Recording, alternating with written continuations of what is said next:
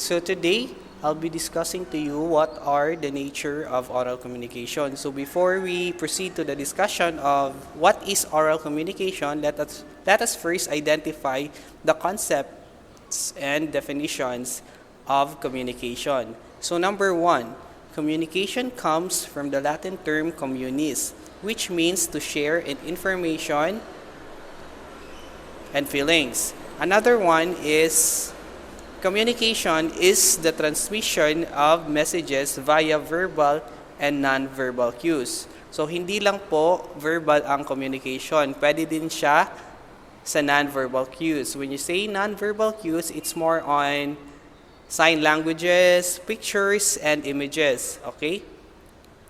So, let's proceed to the significance of effective communication. Human beings are constantly communicating in both decoding and encoding messages. We spend almost 70% of our communication time as speakers. Because we spend so much time in verbal communication, effective communication skills are important to all of us. This is the reason why you are enrolled in a speech communication course, to enhance your communication skills and to become a more dynamic, competent, effective, and elegant communicator. So nowadays, manager and human resource specialists look for prospective employees who are not only academically qualified, hardworking, and with pleasing personality, but also one who is communicatively competent in English language. So for example, when you apply in a work, most of the human resource agent used to or choose or pinipili nila yung mas magaling magsalita at mas magaling magsulat. So when you are communicatively competent, you can what? You are able to or you are capable of being one of or passing the exam. Okay, next, let's proceed to the views on communication. So number one, we have communication connects people. Most of the time, you talk to your friends, listen to your parents, teachers, or relatives, receive messages, observe and react to others, gestures, and facial expressions, or sometimes you even talk to yourself. Why? It is because you are communicating human being. Okay, see, so we are human because we are tend to label things. When you say we are tend to label things, kabaluta or marunong tayong magbigay ng pangalan sa kahit anumang bagay na ating nakikita. For example, yung parang box na yung parang box na bagay, we tend to name it as a chair because may label siya. Okay, pinangalanan siyang chair. Okay, and also what makes us different from other animals is it's because we are what? We tend to name things or group things into names. Okay? So number two, communication starts relationships. So people often react differently to act of getting involved, of getting to know someone new. Some would be very good in making friends in the shortest possible time with people they met for the first time. Others would be so nervous at the thought of meeting another person for the first time. So when you say communication starts relationship, it is what? It is through communication we start any relationship. Okay? So pagkakaibigan ba yan or pagkakaibigan? Okay? Lahat yan ay nagsisimula sa isang communication or sa isang pagtanong lang ng hi. Okay? So next, okay, let's discuss some obstacles to effective communication. So in spite of your eagerness to communicate effectively, you may experience obstacles in communication. So number one, we have self-image. So self-image includes negative self-esteem, indifferent behavior, poor social skills, and negative thoughts over how people view us. Okay? So when you say self-image, for example, you are so introvert. Okay? When you say introvert, palagi mong pinapaloob yung sarili mo. Okay? Palagi kang nagtithink kung ano ang nakikita ng iba. Okay? Towards sa iyo, your physical image, on how you look, on how you say. Okay? So nagdadalawang isip ka kung ano ang sasabihin mo, ano ang susuotin mo, kung ano ka ba talaga. Okay? That is self-image. Number 2, perception towards others. Our perception of others can create obstacles such as insulting people, stereotyping, or just by ignoring them. We can avoid these things by remembering that each person is unique and does not deserve any preconditioned notions.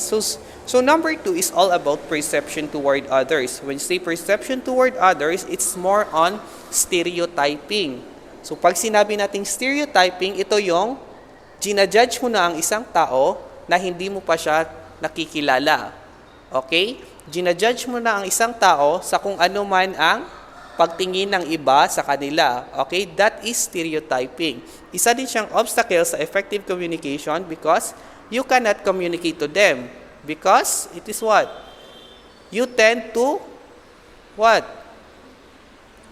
You tend to think what others think to them. So, hindi ka na magsasalita sa kanila, hindi mo na sila kakausapin kasi ayaw mo din ma-judge. Okay? That is stereotyping. So, number 3, we have the noise.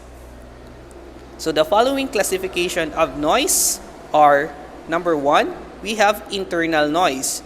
Internal noise is all about the thoughts and feelings that interfere with meaning. So, when you say internal noise, it is more on what is happening in our mind. So, for example, merong dalawang magkaibigan. So, ang isang kaibigan ay parang sad, okay?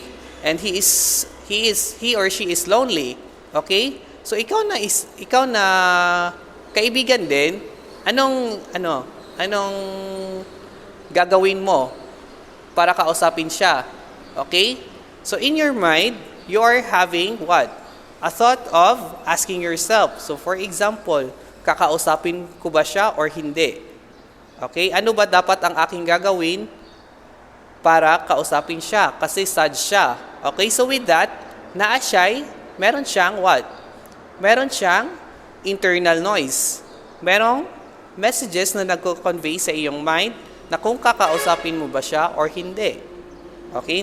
Number 2, we have external noise. External noise are sensory stimuli which draw people away from intended meaning. Okay, ano tong external noise na sinasabi natin? So when you say external noise, it's more on what are the perceptions of others to what is that thing. Okay, so for example, merong baliw na dumaan sa daan. Okay, so the external noise in there is that the perception of others. Okay? So, hindi mo dapat siya kausapin kasi baliw siya. Okay? Yan yung sinasabi ng iba, which is the external noise. Okay? So, that is all about external noise. Next is semantic noise. Semantic noise are those alternate meanings aroused by certain symbols that inhibits meaning. So, itong semantic noise naman is all about symbols, signs, and what? Actions. So, for example, the color red. Diba? When you see the color red, it is just a color. But, it could have a lot of meaning with that color. So, for example, pwede natin siyang red means love. Okay? Red means blood. Red means war. Okay, that is semantic noise. So, let's proceed to the basic functions of communication. So, ano ba talaga ang function ng communication sa ating buhay or sa society? Okay, letter A, we have for interaction. Letter B, we have for increasing our store of information. Next, for better understanding of ourselves and and the world in which we live. Next, for changing people's attitude, beliefs, opinion, and actions. And lastly, we have for making decisions. So in general, while the scope of speech communication may vary, all communication activities perform certain basic functions. But as we have stated in this unit, we communicate because we need to. Okay? So ang communication is inevitable. Kailangan nating makipag-communicate. Even those who can talk, still can communicate through actions.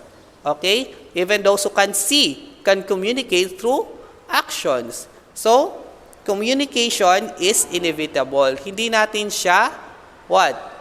Kailangan natin siya. Okay? That is all we need, communication, so that we could love others. Okay?